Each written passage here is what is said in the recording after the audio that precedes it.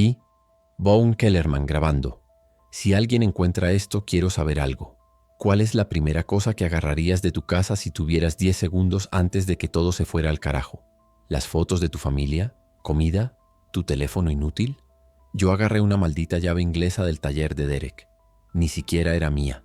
Ahora es lo único que me separa de terminar con los dientes castañeando como los de ellos. Cada vez que la sostengo, siento el peso de su óxido contra mi palma, las manchas oscuras que ya no son solo herrumbre. Si estás viendo esto, significa que yo ya no pude sostenerla más. El cerrojo hace un clic metálico que rebota contra las paredes de concreto del taller y mis dedos resbalan por el sudor. Hay algo al otro lado de la puerta. Lo sé porque el castañeo de dientes se detiene cada vez que contengo la respiración, como si el silencio lo confundiera. Mis rodillas tiemblan tanto que tengo que apoyarme contra la mesa de trabajo de Derek, sintiendo las astillas clavarse en mis palmas. El olor a gasolina vieja y metal me quema la garganta. Afuera, escucho el arrastre irregular de pies sobre el pavimento, ese sonido húmedo que hace la carne cuando ya no tiene control sobre el hueso. 1, 2, 3 pasos. Se detiene. El silencio es peor que el ruido porque ahora puedo escuchar mi propio corazón martillando contra mis costillas como si quisiera escapar de mi pecho. La puerta se sacude. Una vez. El polvo cae del marco y flota en el rayo de luz que se cuela por la ventana alta. Mis manos buscan la llave inglesa, pero la he dejado al otro lado del taller, a 3 metros que ahora parecen kilómetros. El segundo golpe hace vibrar los goznes y algo dentro de mi estómago se retuerce como si quisiera salir por mi garganta. Puedo ver la sombra bajo la puerta, oscura y deforme, moviéndose de lado a lado. El castañeo vuelve más rápido ahora, un ritmo frenético que me taladra los oídos. Mis piernas no responden. Estoy congelado, mirando esa línea de luz bajo la puerta como si fuera el borde del mundo. El tercer golpe arranca el primer tornillo. El sonido del metal golpeando el suelo de concreto es como una campana anunciando mi funeral. Pero espera, debes estar preguntándote cómo terminé aquí, encerrado en un taller mecánico de mierda en los suburbios de Portland, esperando a que una puerta de lámina sea lo único entre yo y convertirme en uno de esos castañadores. Para entenderlo tengo que volver 18 días atrás. 18 días. Pero se siente como 18 años. Todo empezó el 19 de octubre. Un martes normal donde lo más estresante de mi vida era una reunión de Zoom a las 3 de la tarde. Yo estaba en mi home office con mi café tibio y mis pantuflas ridículas de Star Wars cuando escuché los gritos del jardín de los Kelby. Sonaban raros, no como una pelea doméstica normal. Eran líquidos, rotos, el tipo de sonido que hace alguien cuando su garganta ya no funciona bien. Me asomé por la ventana de la sala, la que da al jardín lateral. El señor Kelby estaba sobre algo en el pasto. Al principio pensé que era su perro, ese golden retriever viejo que siempre ladraba por las noches. Pero el perro estaba atado a su poste cerca del garaje, ladrando desesperado. Lo que estaba bajo el señor Kelby se movía, y cuando giró la cabeza vi que era la señora Kelby. Su bata floreada estaba empapada de rojo oscuro. Sus brazos golpeaban débilmente el pasto. El señor Kelby no la estaba ayudando. Tenía la cara hundida en su cuello y el sonido que hacía era como cuando masticas algo crujiente con la boca abierta. Mis dedos apretaron tanto la taza de café que se rompió. El líquido caliente me quemó la mano, pero no me moví. Solo me quedé ahí, mirando, mientras mi cerebro trataba de procesar lo que mis ojos estaban viendo. El teléfono empezó a sonar. No el mío, sino todos los teléfonos de la cuadra. Podía escucharlos a través de las ventanas abiertas, ese zumbido estridente de alertas de emergencia que nunca había escuchado fuera de las pruebas mensuales. Mis manos temblaban tanto que tuve que intentar 3 veces desbloquear mi celular. La pantalla mostraba un mensaje del gobierno. Permanezca en interiores. Cierre puertas y ventanas. No haga contacto con personas enfermas. Personas enfermas. Esa fue la palabra que usaron. Como si el señor Kelby tuviera una gripe jodida y no los dientes hundidos en la arteria carótida de su esposa. Afuera, el perro seguía ladrando. La señora Kelby ya no se movía. Pues, señor Kelby se incorporó lentamente y giró la cabeza hacia mi ventana. Sus ojos eran blancos, completamente blancos, como huevos cocidos metidos en las cuencas. Cerré las cortinas de golpe. Mi respiración salía en jadeos cortos que me mareaban. El sudor me bajaba por la espalda empapando mi camiseta. Podía escuchar mi pulso en mis oídos, un tambor constante que ahogaba todo lo demás. Caminé hacia atrás hasta chocar con el sofá y me dejé caer. Mis dedos buscaron el control remoto por puro instinto, como si CNN pudiera explicarme qué mierda acababa de ver. La pantalla mostró una conferencia de prensa del CDC, pero el audio era un desastre de interferencias. Una mujer con bata blanca hablaba rápido, demasiado rápido, sus manos gesticulando frenéticamente. Detrás de ella alguien tosió. La cámara tembló. Luego nada. Solo barras de colores y ese pitido agudo de las transmisiones interrumpidas. Las redes sociales explotaron. Mi feed de Twitter era un muro de videos granulados filmados desde ventanas, balcones, autos. Vi a un hombre atacar a un policía en Seattle. Vi una autopista en Los Ángeles completamente abandonada, con las puertas de los autos abiertas y manchas oscuras en el asfalto. Vi a alguien en Nueva York ser arrastrado dentro de un metro. Los comentarios eran histeria pura. ¿Es real? Fake news. Dios nos abandonó. Salgan de las ciudades. Mi madre me llamó desde Spokane. Su voz sonaba pequeña, lejana. Me dijo que cerrara todo, que no dejara entrar a nadie, que ella estaría bien porque vivía en el campo. Le dije que sí, que lo haría, que la quería. Colgó antes de que pudiera decir algo más. Fue la última vez que escuché su voz. La cuadra se llenó de sonidos. Puertas golpeándose, gritos, el chirrido de frenos. Una alarma de auto que no dejaba de sonar. Me arrastré hasta la ventana del frente y me asomé por la esquina de la cortina. Los Martínez corrían hacia su camioneta con bolsas de supermercado. La puerta de los Chen estaba abierta, la luz del pasillo encendida, pero no había nadie. El señor Morrison salió de su casa con un bate de béisbol, mirando hacia todos lados como si esperara que algo saltara de los arbustos. Todo se sentía irreal, como si estuviera viendo una película de bajo presupuesto filmada en mi propia calle. Mis dedos dejaron marcas de sudor en el cristal de la ventana. El cielo empezaba a teñirse de naranja. Iba a anochecer. Por alguna razón, eso me aterraba más que cualquier otra cosa. Derek Pembrose tocó mi puerta a las 8 de la noche. 3 golpes firmes, nada histéricos. Su voz atravesó la madera. «Bone, sé que estás ahí. Abre». Derek vivía 2 casas más abajo. Era mecánico. Uno de esos tipos que podían arreglar cualquier cosa con cinta adhesiva y paciencia. Tenía 50 y tantos años, manos del tamaño de platos y una barba gris que siempre olía a tabaco de pipa. Abrí la puerta solo una rendija, con la cadena puesta. Su rostro estaba sudoroso pero calmado. Llevaba una mochila de excursionismo en la espalda y una linterna en la mano. «Tienes que venir conmigo», dijo. «Mi taller tiene concreto reforzado sin ventanas en el sótano. Es más seguro que estas casas de madera». Sus ojos se desviaron hacia la calle oscura detrás de él. «Tienen que ser 2. Solos no vamos a durar». No quería ir. Cada fibra de mi cuerpo me gritaba que me quedara en mi casa, entre mis cosas, donde conocía cada rincón y cada cerradura. Pero Derek tenía razón. Mi casa era un cascarón de paneles delgados y ventanas, grandes. Un refugio diseñado para verse bonito en Silo, no para mantener fuera a lo que fuera que estaba pasando. «Dame 5 minutos», le dije. Cerré la puerta y corrí hacia la cocina. Mis manos barrieron los estantes. Latas de atún, frijoles, sopa, 2 botellas de agua, una caja de barras de granola. Las metí en mi mochila de trabajo sin pensar.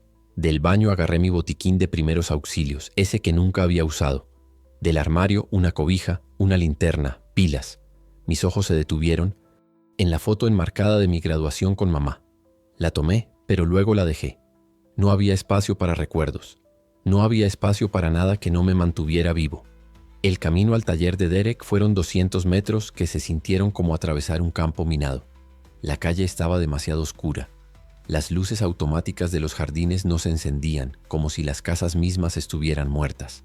Derek caminaba adelante, su linterna cortando el aire en arcos cortos. Yo lo seguía pegado a su espalda, sintiendo cada piedrita bajo mis zapatos como si fuera cristal roto. El aire olía raro, dulce y metálico al mismo tiempo, como monedas viejas dejadas en jugo de frutas. A mitad de camino escuchamos el arrastre. Venía de algún lugar a nuestra izquierda, entre las casas. Derek apagó la linterna de inmediato. La oscuridad nos tragó. Contuve la respiración hasta que mis pulmones ardieron. El arrastre se acercó. Luego se alejó. Derek esperó 30 segundos más antes de volver a encenderlas. Luz. No dijimos nada. Solo seguimos caminando. El taller era exactamente como Derek había dicho. Una caja de concreto con una puerta de metal reforzado y una ventana alta cerca del techo. El piso estaba manchado de aceite viejo y lleno de herramientas desparramadas. Había un banco de trabajo contra la pared, estantes con piezas de repuesto, un calendario de 2024 con una rubia en bikini sobre un Camaro. En la esquina, una escalera de mano llevaba a un entrepiso donde Derek había armado una especie de cuarto, un colchón, una radio de baterías, cajas de provisiones. Llevo 2 años preparándome para un terremoto, dijo mientras cerraba la puerta con 3 cerrojos. Nunca pensé que sería para esto. Dejó su mochila y se sentó en el banco, pasándose las manos por la cara. La luz fluorescente del techo parpadeaba, haciendo que las sombras saltaran. Me quedé de pie, abrazando mi mochila como un niño perdido. Esa primera noche no dormí. Me senté en el piso de concreto con la espalda contra la pared, mirando la puerta. Derek roncaba suavemente en el entrepiso. La radio emitía estática interrumpida por fragmentos de voces. Evacuación de centros urbanos. Mantener la calma. No se acerquen a... Y luego más estática. Afuera, el mundo se desmoronaba en silencio. No había explosiones ni sirenas. Solo ese castañeo ocasional de dientes en la distancia y el sonido del viento moviendo las ramas de los árboles. Mis párpados pesaban como plomo, pero cada vez que los cerraba veía al señor Kelby levantando la cabeza de la garganta de su esposa. Veía esos ojos blancos girando hacia mí. Mis manos apretaban la llave inglesa que Derek me había dado, sintiendo el metal frío morder mi piel. Solo por si acaso, había dicho. No especificó por si acaso de qué. El tercer día, Derek decidió que necesitábamos más provisiones. No podemos vivir de barras de granola y atún enlatado para siempre, dijo mientras revisaba su inventario. Tenía razón. Entre los dos teníamos comida para quizás 2 semanas si racionábamos. El agua era un problema mayor. Solo teníamos 6 botellas. Derek conocía una tienda de conveniencia a 4 cuadras, en la esquina de Maple y Fifth. Vamos rápido, en silencio, y volvemos, dijo. Me dio un destornillador largo. Si se acerca algo, apunta a la cabeza. Tiene que ser la cabeza. La forma en que lo dijo, sin dramatismo, como si estuviera explicando cómo cambiar una llanta, hizo que todo se sintiera más real, más permanente. Esto no iba a terminar en unos días. Quizás no iba a terminar nunca. La calle a plena luz del día era peor que en la oscuridad. Podía ver los detalles que la noche había ocultado. Las manchas oscuras en el pavimento que formaban caminos serpenteantes, los cristales rotos de las ventanas, la puerta de los Henderson arrancada de sus goznes, un zapato infantil tirado en medio de la acera, pequeño y rojo, con luces LED en la suela. Derek y yo caminábamos pegados a las cercas, evitando el centro de la calle. El lave espoleyó. Sol golpeaba mi nuca, pero yo temblaba igual. Cada sombra era una amenaza. Cada crujido de hojas era algo moviéndose. Mis dedos apretaban el destornillador hasta que mis nudillos se pusieron blancos. El metal estaba tibio por mi sudor. Respiraba por la boca para no tener que oler ese hedor dulzón que flotaba en el aire como niebla invisible. Encontramos el primero en el jardín de los Weston. Estaba de rodillas, inclinado sobre algo. Derek me agarró del brazo y me jaló detrás de un auto. Estacionado. Nos agachamos. Mi corazón latía tan fuerte que estaba seguro de que la cosa podía escucharlo. Derek se asomó lentamente por encima del capó. Yo lo imité. La cosa que había sido una persona llevaba un overol de trabajo azul desgarrado en la espalda. Su piel tenía un tono grisáceo, como carne de pollo cruda dejada fuera del refrigerador demasiado tiempo. Se mecía de adelante hacia atrás sobre lo que fuera que estuviera desgarrando. El sonido húmedo de su alimentación llegaba hasta siéntese. Nosotros. Derek me hizo una seña. Rodeamos por el otro lado. Nos movimos centímetro a centímetro, controlando cada paso. Un palo crujió bajo mi zapato. La cosa dejó de mecerse. Giró la cabeza 180 grados sin mover el cuerpo. Sus vértebras crujieron como ramas secas. Sus ojos eran esa misma leche vieja, ciegos, pero de alguna manera enfocados en nuestra dirección. La mandíbula se abrió y cerró, los dientes castañeando en ese ritmo frenético. Derek y yo nos congelamos. No respiramos. No nos movimos. Mi vejiga amenazaba con vaciarse. El sudor me quemaba los ojos, pero no me atrevía a parpadear. La cosa se puso de pie con un movimiento espasmódico, desarticulado, como una marioneta jalada por cuerdas invisibles. Dio un paso hacia nosotros. Sus rodillas se doblaron en el ángulo equivocado. Derek agarró mi muñeca y apretó. El mensaje era claro. No corras. Correr era morir. La cosa dio otro paso. Luego se detuvo. Giró la cabeza hacia el otro lado como si escuchara algo que nosotros no podíamos oír. Luego se alejó arrastrando los pies, desapareciendo entre 2 casas. Tardé 5 minutos en poder mover las piernas de nuevo. Derek tuvo que jalarme para que siguiera caminando. Responden al sonido, susurró. Recuérdalo. Silencio significa supervivencia. Llegamos a la tienda 20 minutos después. La puerta de vidrio estaba hecha añicos. Adentro los estantes estaban volcados, los productos desparramados por el piso en un caos de colores brillantes. Había sangre, mucha sangre. En las paredes, en el mostrador, formando charcos pegajosos que habían empezado a secarse en los bordes. Derek entró primero, la llave inglesa en alto. Yo lo seguí, pisando sobre bolsas de papitas y latas rodantes. El olor era insoportable. Sangre, heces, algo más que no podía identificar. Tuve que respirar por la boca para no vomitar. Mis ojos escaneaban cada sombra, cada pasillo. Nada se movía, la tienda estaba muerta. Llenamos 2 bolsas de lona en 10 minutos. Agua, embotellada, comida enlatada, un abrelatas manual, velas, cerillos, pilas, analgésicos, una botella de vodka barato. Derek agarró un cartón de cigarrillos del mostrador. «Si voy a morir, no será sobrio y sin tabaco», murmuró. Estábamos saliendo cuando lo vimos. Detrás del mostrador, medio escondido, estaba el cuerpo del encargado. Lo reconocí. Era Rajesh, el tipo que siempre me vendía café a las 6 de la mañana cuando iba camino a la oficina. Su garganta estaba abierta, pero no era eso lo que me hizo retroceder. Era su mano. Se estaba moviendo. Sus dedos arañaban débilmente el piso de linóleo dejando marcas rojas. Derek lo vio también. «Mierda», dijo. «Todavía está cambiando». Los ojos de Rajesh se abrieron, blancos, completamente blancos. Su mandíbula se desencajó con un chasquido húmedo. Corrimos. No hubo decisión consciente, solo terror puro impulsando nuestras piernas. Las bolsas golpeaban contra mis costados. Detrás de nosotros, el castañeo de dientes se intensificó, seguido por el arrastre rápido de Rajesh arrastrándose desde detrás del mostrador. Derek gritó, «No mires atrás», pero yo lo hice.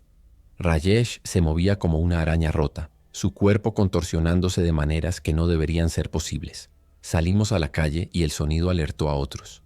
Emergieron de las casas, de los autos, de lugares que parecían vacíos.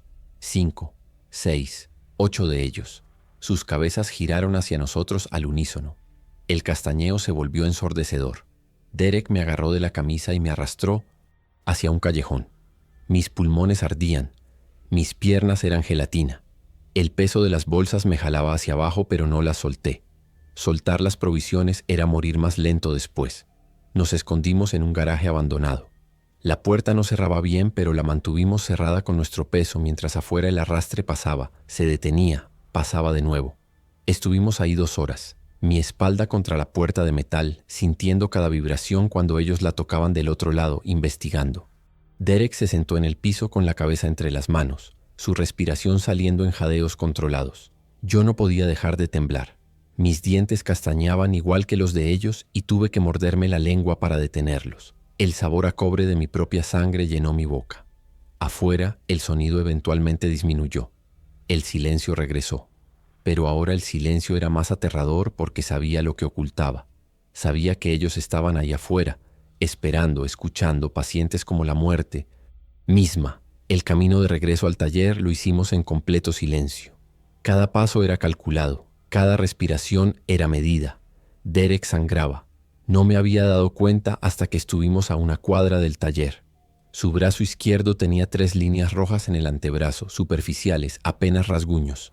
«Me agarró cuando salíamos de la tienda», dijo, su voz extrañamente plana.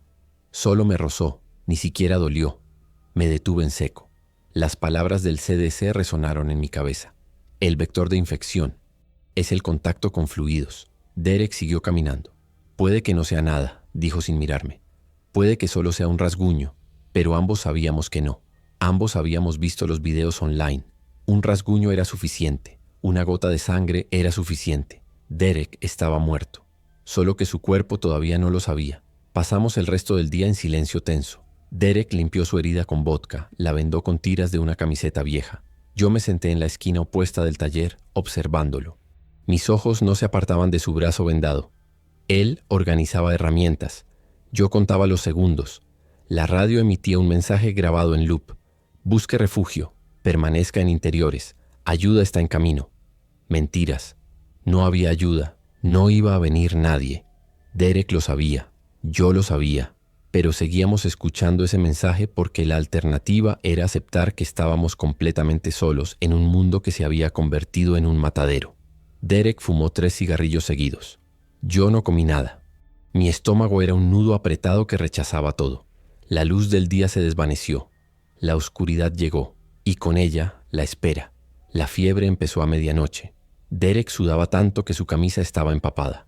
Temblaba violentamente a pesar de estar cubierto con 2 cobijas. Está bien, repetía. Solo es gripe. Solo es gripe. Pero su voz sonaba líquida, gorgoteante, como si sus pulmones se estuvieran llenando de algo espeso. Yo me quedé al pie de la escalera del entrepiso, mirándolo retorcerse en pinontes, ese colchón manchado. Quería ayudar. Quería hacer algo. Pero cada instinto de supervivencia me gritaba que me alejara, que pusiera distancia entre nosotros. Derek vomitó. Un líquido negro y espeso que olía a carne podrida. Sus ojos encontraron los míos. Todavía eran normales. Todavía eran Derek. Bond, dijo, cuando cambie, tienes que hacerlo. No puedes dudar. Sus manos temblaban mientras señalaba la llave inglesa en el banco. Tiene que ser la cabeza. Rápido, no dejes que sufra. Le prometí que lo haría. Pero cuando llegó el momento, cuando sus ojos se volvieron blancos y ese castañeo horrible empezó a salir de su garganta, me quedé paralizado. Derek se levantó del colchón con movimientos espasmódicos. Su cabeza giró hacia mí y ya no había nada humano en esa mirada. Solo hambre. Bajó la escalera arrastrándose, sus movimientos descoordinados pero llenos de una fuerza terrible. Yo retrocedí hasta que mi espalda golpeó la pared. La llave inglesa estaba en mi mano pero no podía levantarla. Esto era Derek, el hombre que me había salvado, el hombre que compartió sus provisiones conmigo. Él se acercó, sus dientes castañaban, sus manos se extendieron hacia mí. Tenía sangre negra goteando de su boca. 3 metros, 2 metros, 1 metro. Y entonces algo en mi cerebro se apagó. El instinto tomó control. Levanté la llave inglesa y golpeé. El primer golpe no fue suficiente. Su cráneo se hundió con un sonido como cáscara de huevo rompiéndose, pero él siguió avanzando. Tuve que golpear de nuevo, y de nuevo, y de nuevo, hasta que dejó de moverse, hasta que el castañeo se detuvo y solo quedó el sonido de mi respiración rasgada y el goteo constante de algo húmedo sobre el concreto. Me quedé ahí de pie, con la llave inglesa goteando en mi mano, mirando lo que quedaba de Derek desparramado a mis pies. No lloré, no grité. Solo me senté en el piso con la espalda contra la pared y miré la mancha oscura expandiéndose bajo su cuerpo. Mis manos no dejaban de temblar. Había sangre en mi cara, en mi ropa, en mis zapatos. La primera regla del fin del mundo. La piedad te mata. Derek me la enseñó. Y ahora Derek estaba muerto porque la había aprendido demasiado tarde. Arrastré el cuerpo de Derek al callejón detrás del taller. No podía dejarlo adentro. El olor ya estaba empezando, ese hedor dulce y metálico que atraía a los demás. Mis brazos ardían por el esfuerzo. Derek pesaba mucho más muerto que vivo, como si la gravedad se hubiera intensificado solo para él. Dejé marcas de sangre en el concreto, un camino oscuro desde el taller hasta la puerta trasera. Afuera, bajo la luz gris del amanecer, lo dejé entre 2 contenedores de basura. No había tiempo para enterrarlo. No había lugar. Solo lo cubrí con una lona vieja y me obligué a no mirar su cara destrozada. Mis manos seguían temblando cuando regresé adentro. Cerré los cerrojos, todos, y luego froté el piso con cloro hasta que mis ojos ardieron por los vapores. Pero la mancha seguía ahí, y el olor también, más tenue, pero permanente. Los siguientes 7 días los pasé completamente solo. No salí del taller, comí directamente de las latas. Dormí en el entrepiso donde Derek había muerto, porque el piso de abajo todavía olía a él. La radio dejó de emitir el mensaje grabado el 4.º día. Solo quedó estática. Luego, ni siquiera eso. Las pilas se agotaron y no tenía reemplazos.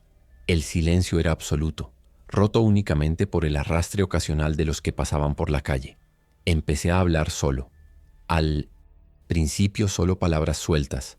Agua, comida, dormir. Luego oraciones completas. Luego conversaciones enteras con Derek, con mi madre, con Rajesh de la tienda. Mi mente sabía que no estaban ahí, pero mi boca seguía hablando porque el sonido de mi propia voz era la única prueba de que todavía era humano. Miriam llegó el día 12. 3 golpes en la puerta del taller, firmes pero no frenéticos. Luego su voz. «Hay alguien ahí. Vi la luz anoche». Me quedé congelado en el entrepiso. Nadie había tocado esa puerta desde Derek. Mi primer instinto fue quedarme en silencio, esperar a que se fuera. Pero entonces habló de nuevo. «Por favor, tengo un niño conmigo. Solo necesitamos agua. Luego nos vamos». Un niño. Las palabras atravesaron mi parálisis. Me arrastré hasta la ventana alta y miré hacia afuera. Una mujer de unos 30 y tantos años estaba parada frente a la puerta. Cabello oscuro recogido en una cola sucia. Ropa rasgada. Un niño de quizás 6 años aferrado a su pierna. Detrás de mí, ellos, 2 hombres más. Uno mayor, con barba canosa. Otro joven, no más de 20, con un bate de aluminio en las manos. Abrí la puerta. No sé por qué. Quizás porque llevaba una semana hablando con fantasmas y necesitaba confirmar que otras personas todavía existían. Quizás porque el niño me miraba con esos ojos enormes y vacíos que había visto en mi propio reflejo. Miriam entró primero, empujando suavemente al niño delante de ella. «Soy Miriam», dijo. «Este es Caleb, mi hijo. Ellos son Redmond y Finch». El viejo era Redmond. Tenía una mochila gastada y cojeaba ligeramente de la pierna izquierda. Finch era el joven del bate. Tenía la mirada salvaje de alguien que había visto demasiado, demasiado rápido. Cerré la puerta detrás de ellos y puse todos los cerrojos. Miriam vio las manchas en el piso que el cloro no había podido borrar. No preguntó, solo apretó a Caleb más cerca de ella. Les di agua, una botella para compartir entre todos. Miriam la agarró con ambas manos como si fuera oro. Líquido. Caleb bebió primero, pequeños sorbos desesperados que hicieron que su garganta se moviera visiblemente. Redmond bebió después, sus manos temblando tanto que derramó un poco en su camisa. Finch no bebió. Solo se quedó de pie junto a la puerta mirándola, con los nudillos blancos alrededor del bate. «¿De dónde vienen?», pregunté. Mi voz sonaba extraña después de días de usarla solo para hablar conmigo mismo. Miriam se limpió la boca con el dorso de la mano. «Del refugio de la escuela. Secundaria. Se cayó hace 3 días. Había demasiada gente. Alguien trajo la infección adentro. No pudimos contenerla. Sus ojos se perdieron en algún punto más allá de mí. Éramos 50. Ahora somos 4. No quería que se quedaran. Cada instinto me gritaba que los echara, que mantuviera mi refugio, mis provisiones, mi espacio. Pero Caleb tosió, un sonido seco y rasposo que vino desde el fondo de sus pulmones, y las palabras de rechazo murieron en mi garganta. «Pueden quedarse esta noche», dije. «Mañana tienen que irse». Miriam asintió, demasiado cansada para discutir. Redmond ya estaba sentándose en el piso, su espalda contra la pared, sus ojos cerrándose. Finch finalmente soltó el bate, pero lo mantuvo cerca, como un niño con su juguete favorito.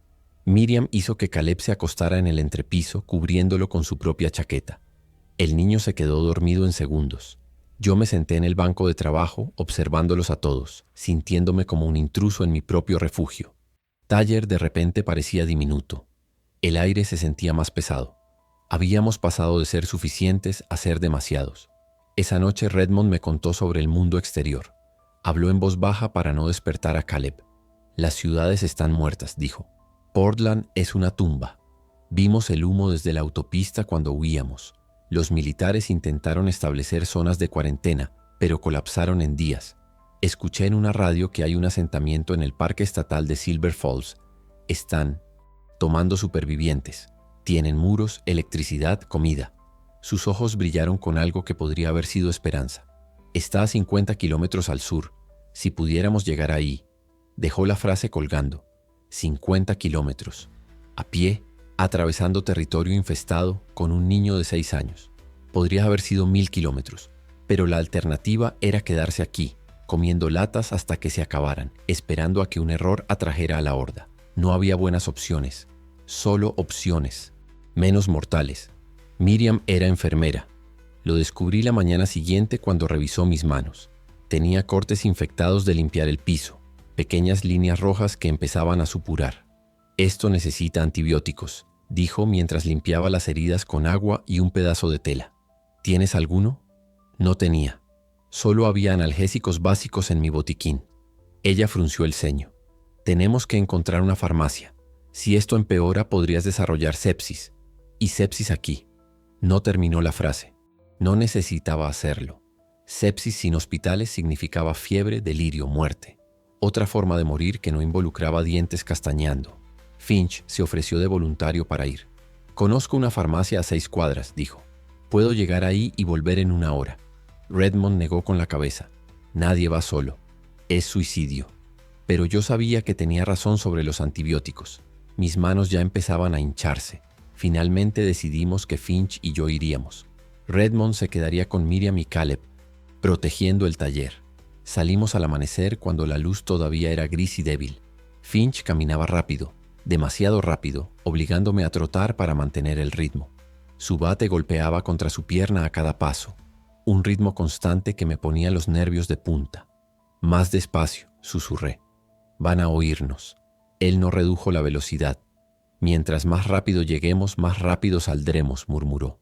Tenía el tipo de confianza estúpida que viene de la juventud.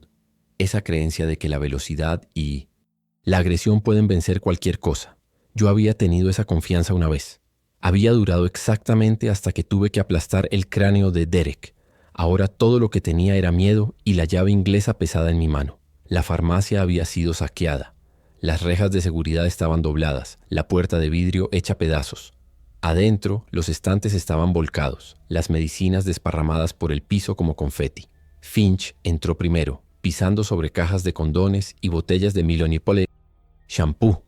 Yo lo seguí, mis ojos escaneando cada sombra. El lugar olía a químicos derramados y algo más, algo orgánico y podrido. «Busca amoxicilina, penicilina, cualquier cosa que termine en silina», dije. Finch asintió y desapareció entre los pasillos. Yo me quedé cerca de la entrada, observando la calle a través del vidrio roto.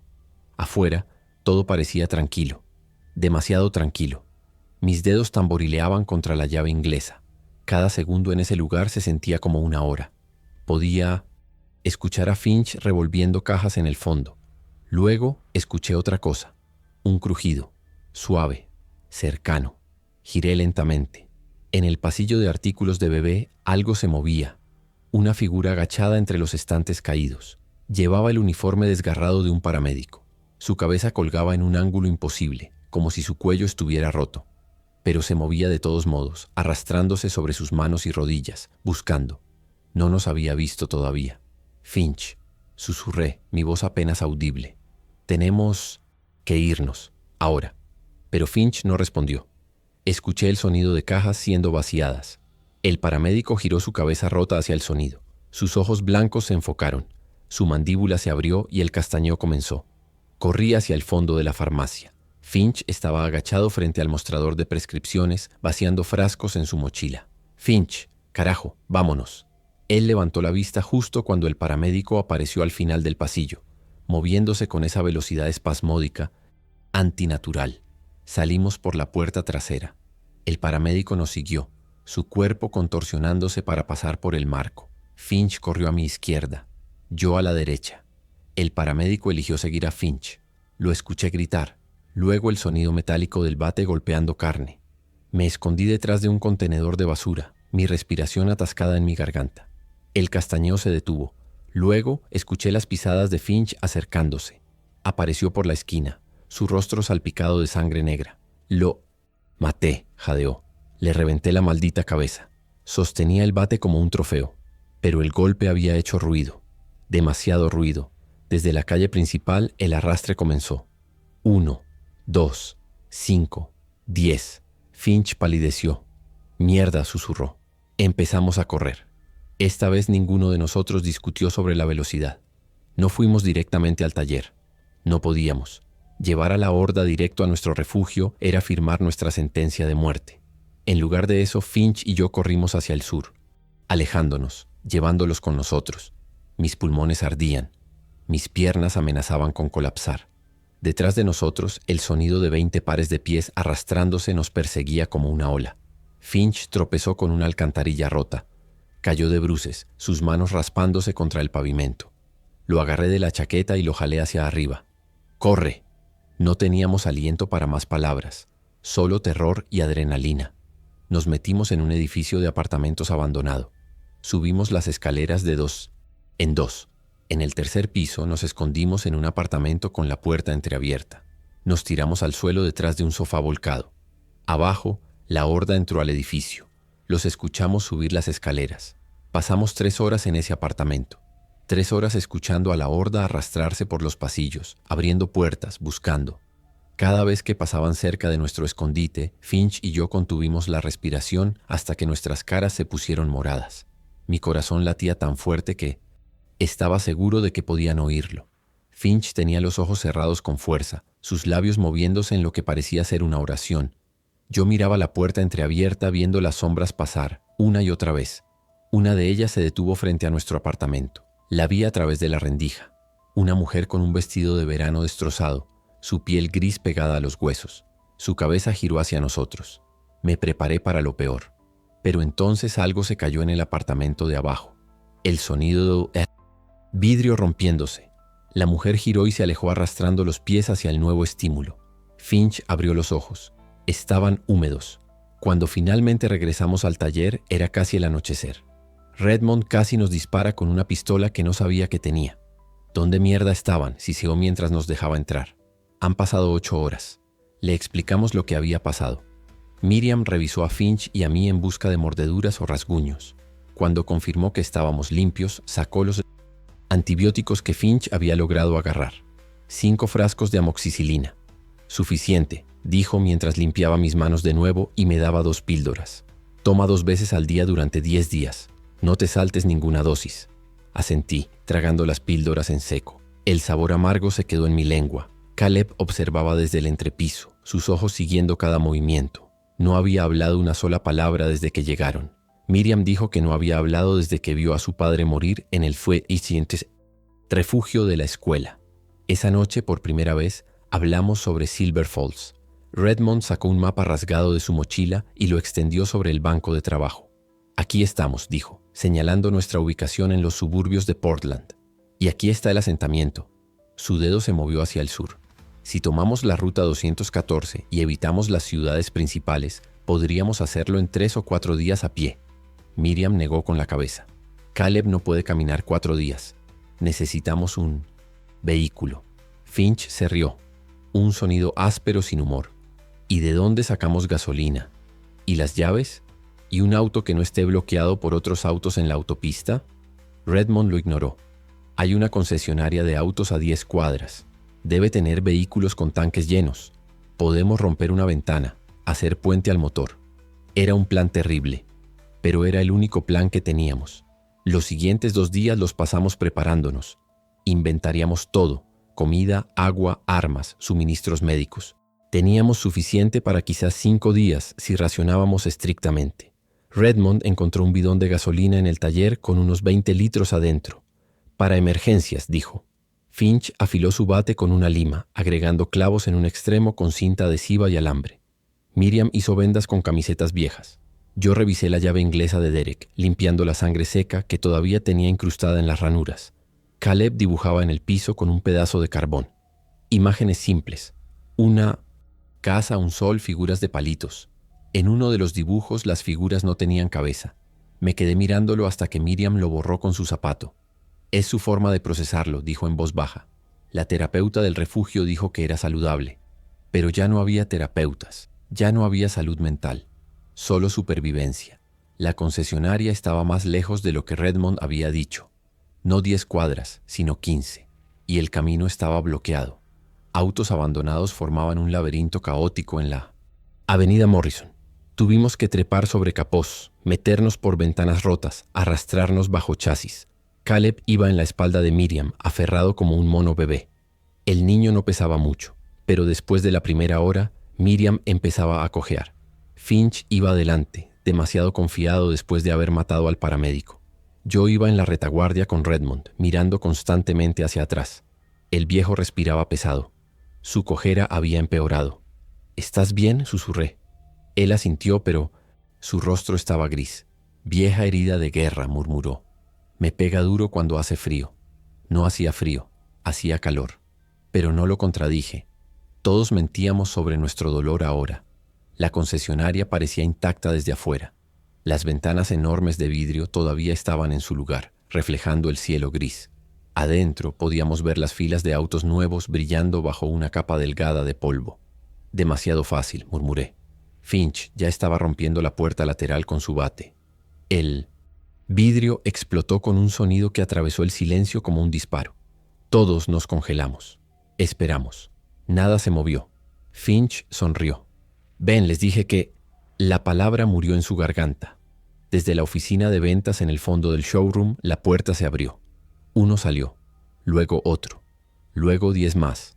Habían estado durmiendo ahí, letárgicos en la oscuridad, hasta que el sonido del vidrio rompiéndose los despertó. Sus cabezas giraron hacia nosotros al unísono. El castañeo comenzó como un coro. Infernal. Finch había cometido su error, y todos íbamos a pagar por él. «¡Corran!». Redmond empujó a Miriam hacia la salida. Ella tropezó, casi dejando caer a Caleb. Yo la agarré del brazo y la estabilicé. Finch estaba paralizado, mirando la marea de cuerpos grises que se derramaba hacia nosotros. «Finch, muévete». Mi grito lo sacó de su trance. Giró y corrió. Todos corrimos, pero los autos bloqueaban la salida. Tuvimos que trepar sobre un sedán rojo. Mis manos resbalaron en el capó pulido. Caí, de rodillas del otro lado, sintiendo algo en mi rótula crujir. El dolor disparó por mi pierna, pero no me detuve. Redmond jalaba a Miriam y Caleb sobre el auto. Finch ya estaba al otro lado, gritando «¡Apúrense, apúrense!», como si no supiera que lo estábamos intentando. La horda alcanzó el sedán. Manos grises golpearon el metal, dejando marcas de sangre seca. Uno de ellos trepó el capó con una agilidad horrible. Sus ojos se fijaron en Redmond. Redmond lo empujó. El infectado cayó hacia atrás, derribando a 2 más detrás de él, pero otros tomaron su lugar. Redmond nos miró. «Corran», dijo. No fue un grito, fue una orden tranquila, casi serena. «Lleven a Miriam y al niño. Corran ahora». Miriam gritó «¡No!», pero yo ya la estaba jalando. Finch la agarró del otro brazo. Entre los dos la arrastramos mientras ella pateaba y gritaba. Caleb lloraba en silencio sobre su espalda, sus pequeñas manos aferradas a su cuello. No miré atrás. No podía. Pero escuché cuando Redmond disparó la pistola. 1 vez, 2 veces, 3 veces. Luego el castañeo se intensificó y los disparos se detuvieron. Luego solo quedó el arrastre siguiéndonos, más lento ahora, porque tenían algo más que comer primero. Redmond nos había comprado tiempo. El precio fue su vida. No paramos hasta que estuvimos de vuelta en el taller. Miriam colapsó en el piso, sollozando en las manos de Caleb. El niño no lloraba. Solo miraba al vacío con esos ojos muertos. Finch golpeaba su bate contra la pared una y otra vez, gritando obscenidades. Yo cerré todos los cerrojos, revisé la ventana alta, arrastré cajas pesadas contra la puerta. Mis manos se movían por pura memoria muscular porque mi cerebro se había apagado. Redmond había muerto por un error estúpido. Derek había muerto por un rasguño. ¿Cuántas personas más iban a morir antes de que esto terminara? ¿O todos estábamos muertos ya, solo esperando que nuestros cuerpos se dieran cuenta? Me senté en el banco de trabajo y miré mis manos temblorosas. Tenían sangre bajo. Las uñas. No sabía si era mía o de alguien más. Ya ni siquiera importaba. La noche cayó rápido. Miriam finalmente dejó de llorar y acostó a Caleb en el entrepiso. Finch se sentó en una esquina, su bate entre las rodillas, mirando la nada. Nadie habló. No había nada que decir. Afuera, el arrastre había regresado. Se habían terminado con Redmond y ahora nos buscaban a nosotros. Habían seguido nuestro rastro hasta aquí. El taller, nuestra fortaleza, nuestro refugio seguro, ahora estaba rodeado. Podía escucharlos afuera, arañando las paredes de concreto, golpeando la puerta de metal. No iban a entrar. El concreto era sólido, la puerta era fuerte, pero tampoco podíamos salir. Estábamos atrapados en una caja de 3 por 5 metros, con provisiones para quizás 3 días más, y una horda de 20 o más infectados esperando pacientemente afuera. Derek tenía razón. El búnker se había convertido en una tumba, solo que no lo enterrarían. Nos comerían vivos. Finch fue el primero en quebrarse. Segundo día de asedio. Se levantó de repente y empezó a gritar. «No puedo respirar aquí, no hay suficiente aire». Golpeó la puerta con sus puños. «Déjenme salir, déjenme salir». Miriam intentó calmarlo, pero él la empujó. Yo me interpuse entre ellos. «Finch, contrólate. Si abres esa puerta, todos morimos». Sus ojos estaban salvajes, las pupilas dilatadas. «Ya estamos muertos, ¿no lo entiendes? Vamos a morir aquí adentro como ratas en una trampa». Tenía razón, pero no podía dejarlo decirlo. En voz alta. No podía dejar que el pánico se esparciera. Lo agarré de los hombros y lo sacudí. Escúchame, vamos a salir, pero tiene que ser planeado, tiene que ser inteligente. Mentí. No tenía plan, pero Finch necesitaba creer que sí. Se derrumbó contra mí sollozando. Olía a sudor rancio y miedo. El tercer día el agua se acabó. La última botella la dividimos en 4 partes. A Caleb le dimos la porción más grande. El niño bebió en silencio, luego le devolvió el resto a su madre, Miriam. Lloraba mientras lo obligaba a terminarlo. Mi lengua estaba hinchada en mi boca. Mis labios se habían agrietado y sangraban. El hambre era manejable. El cuerpo podía pasar semanas sin comida, pero sin agua teníamos días, quizás horas. Miriam me revisó las manos. Las heridas infectadas habían empezado a sanar gracias a los antibióticos, pero ahora tenía nuevas. Cortes de trepar sobre autos, ampollas reventadas en las palmas. Necesitas mantenerlas limpias, dijo con voz ronca. Pero no teníamos agua para limpiar. No teníamos nada. Solo el aire viciado del taller y el sonido constante del arrastre afuera. Mi mente empezaba a flotar. Veía sombras moviéndose en las esquinas. Escuchaba voces que no estaban ahí. Derek estaba sentado en el banco de trabajo fumando un cigarrillo. Te dije que debiste haberme matado más rápido, decía. Parpadeé y desapareció. Miriam fue quien tuvo la idea. 4ª mañana del asedio. Las alcantarillas, dijo de repente. Debajo del taller debe haber acceso al LS-ONES, sistema de alcantarillado. Podemos salir por ahí. Finch se rió amargamente. Y arrastrarnos por mierda y ratas. ¿Para salir dónde? ¿A otra calle llena de esos monstruos? Pero era mejor que morir de sed. Encontramos la tapa de acceso bajo una alfombra de goma en la esquina del taller. Estaba oxidada, sellada con años de pintura y mugre. Finch y yo trabajamos con palancas y destornilladores durante 2 horas hasta que finalmente cedió. El olor que salió fue indescriptible. Aguas residuales, descomposición, gases tóxicos que nos hicieron lagrimear los ojos. Pero abajo, en la oscuridad absoluta, estaba nuestra única salida. Miriam ató una cuerda al banco de trabajo. Yo bajo primero. Si es seguro, les hago señas. Antes de que pudiera detenerla, ya estaba descendiendo en la oscuridad, con Caleb amarrado a su espalda. Los gritos vinieron 30 segundos después. No de Miriam, de Caleb. Luego el chapoteo de algo grande moviéndose en el agua. Finch y yo nos asomamos por el agujero. Nuestras linternas iluminaron el túnel de concreto abajo. Miriam estaba de pie en agua hasta las rodillas, sosteniendo a Caleb sobre su cabeza. Pero no estaba sola. Había algo más ahí abajo. Algo que había encontrado su camino al sistema de alcantarillado. Se movía en el agua, creando olas. Sus ojos brillaban en la oscuridad como monedas blancas. El castañeo resonaba contra las paredes de concreto, amplificado, ensordecedor. Miriam gritó, «¡Sáquenme de aquí!». Finch bajó, bate en mano. Yo lo seguí. Mis pies tocaron el agua helada. El olor me hizo vomitar instantáneamente, vaciando mi estómago vacío en bilis amarga. La cosa se acercaba. En la luz errática de nuestras linternas vi que había sido un trabajador de mantenimiento. Todavía llevaba su chaleco reflectante naranja. Su mandíbula colgaba de un solo tendón. Se lanzó hacia Miriam. Finch lo golpeó antes de que alcanzara a Miriam. El bate con clavos atravesó el cráneo del infectado con un sonido húmedo como fruta podrida, reventando. La cosa cayó hacia atrás, salpicando agua negra, pero el ruido había alertado a otros. Escuchamos el arrastre multiplicándose en los túneles, viniendo desde todas direcciones. El sistema de alcantarillado era un laberinto y ellos lo conocían mejor que nosotros. Habían estado cazando ahí abajo, donde la oscuridad los protegía del sol. Subamos. Miriam ya estaba trepando la cuerda, empujando a Caleb hacia arriba. Yo la seguí, mis manos resbalando en la cuerda mojada. Finch venía detrás, mirando hacia atrás. Las luces de nuestras linternas iluminaban docenas de siluetas emergiendo de túneles laterales. Llegamos arriba y sellamos la tapa de nuevo. Arrastramos todo el peso que pudimos encontrar encima de ella. Pero ahora sabíamos la verdad. No había escapatoria. Estábamos rodeados arriba y abajo. Fue Caleb quien vio la radio primero. Estaba rebuscando en la mochila de Redmond, buscando algo para distraerse cuando la encontró. Una radio de 2 vías, vieja y pesada, del Illanotesis, tipo que usan los camioneros.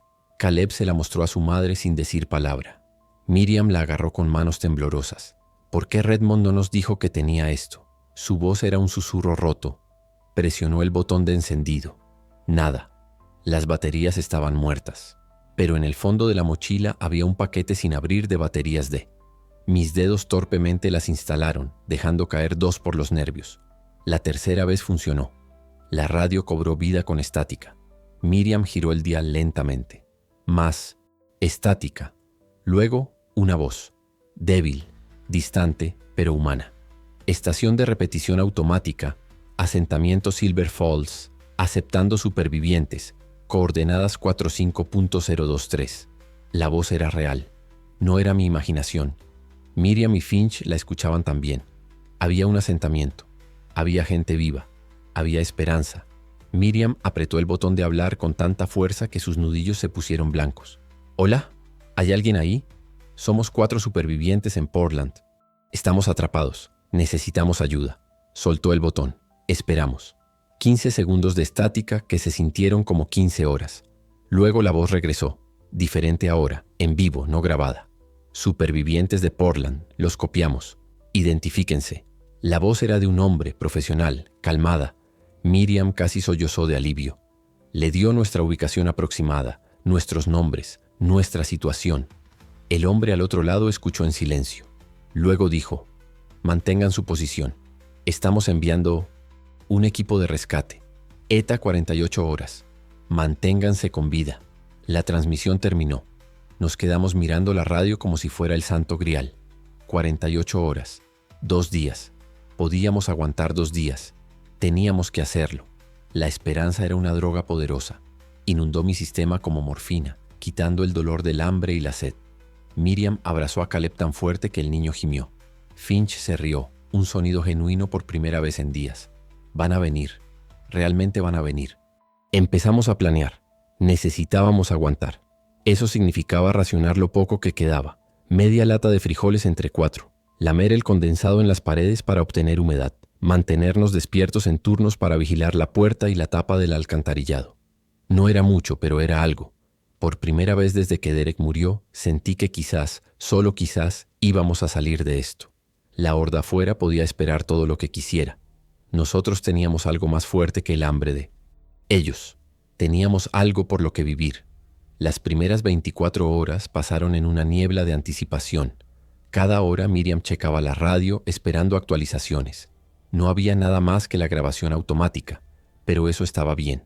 Significaba que el asentamiento seguía funcionando. El equipo de rescate estaba en camino. Solo teníamos que aguantar un día más. Finch se disculpó.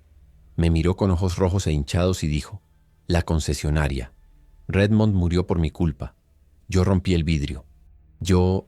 Su voz se quebró. No sabía qué decir. Tenía razón.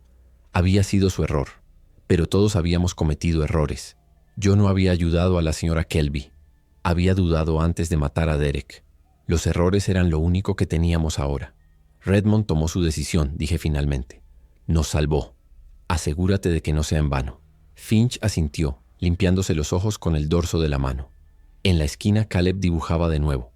Esta vez las figuras de palitos tenían sonrisas. Miriam me contó sobre su vida anterior.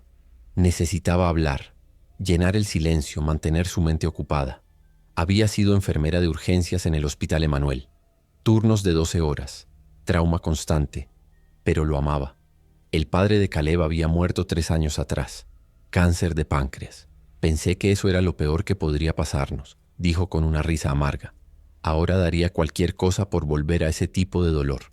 Al menos ese dolor tenía sentido. Caleb había empezado a hablar de nuevo en terapia. Pequeñas, palabras aquí y allá. Luego el colapso, el refugio de la escuela, ver a su padre adoptivo, el novio de Miriam, siendo despedazado frente a él. El silencio regresó y no había salido desde entonces. «Pero va a volver a hablar», dijo Miriam mirando a su hijo con una determinación feroz. «Cuando lleguemos a Silver Falls, cuando estemos a salvo, va a sanar. Tiene que hacerlo». Yo le conté sobre mi vida también. Mi trabajo aburrido en una compañía de seguros. Las reuniones de Zoom interminables. Las preocupaciones estúpidas sobre promociones y evaluaciones de desempeño. Solía estresarme porque mi jefe me mandaba correos después de las 5, dije. La ironía me golpeó como un puñetazo. Toda esa mierda que pensé que importaba. Los pagos del auto, la hipoteca. Impresionar a la gente en LinkedIn. Miriam tocó mi hombro. No eras tú quien estaba equivocado. Era el mundo. Nos hicieron pensar que esas cosas importaban porque cuando estábamos ocupados preocupándonos por ellas no teníamos tiempo para ver qué tan frágil era todo. Tenía razón. La civilización había sido un castillo de naipes, un soplo de viento, un virus, un patógeno, lo que fuera esto. Y todo se derrumbó. La pregunta era, ¿qué construiríamos cuando saliéramos de las ruinas? Las 36 horas llegaron. 12 horas más. Miriam intentó contactar al equipo de rescate de nuevo. Presionó el botón de hablar. Equipo de Silver Falls, aquí supervivientes de Portland. ¿Cuál es su ETA? Cambio. Estática. Esperamos. Equipo de Peace Noyens. Silver Falls, ¿me copian? Más estática. 5 minutos. 10 minutos. Nada. Probablemente están fuera de rango, dijo Finch, pero su voz sonaba menos convencida. O están ocupados, moviéndose a través de territorio hostil. No pueden estar transmitiendo todo el tiempo. Miriam asintió, pero sus manos apretaban la radio demasiado fuerte. Cada hora después de eso intentó de nuevo. Cada hora solo recibió silencio. La grabación automática todavía se reproducía, pero la voz en vivo no regresó. En mi estómago, algo frío empezó a formarse, algo que se sentía mucho como terror. 48 horas llegaron y pasaron. No vino nadie. Miriam estaba junto a la ventana alta parada en una caja mirando la calle. Quizás se retrasaron, susurró. El tráfico, los infectados. Es difícil moverse allá afuera. Pero su voz no tenía convicción. Finch caminaba de un lado a otro, su bate arrastrándose por el piso, dejando marcas en el concreto.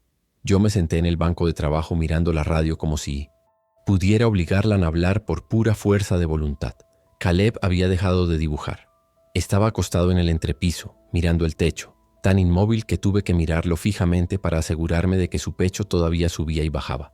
60 horas, 72 horas, 3 días completos. El equipo de rescate no venía. Nunca habían venido, y lentamente, como veneno filtrándose en agua, la verdad se instaló. Nos habían mentido, o habían muerto intentándolo. El resultado era el mismo. Miriam se rompió primero esta vez, cuarto día después de la llamada. Agarró la radio y la lanzó contra la pared. El plástico explotó en pedazos. Las baterías rodaron por el piso.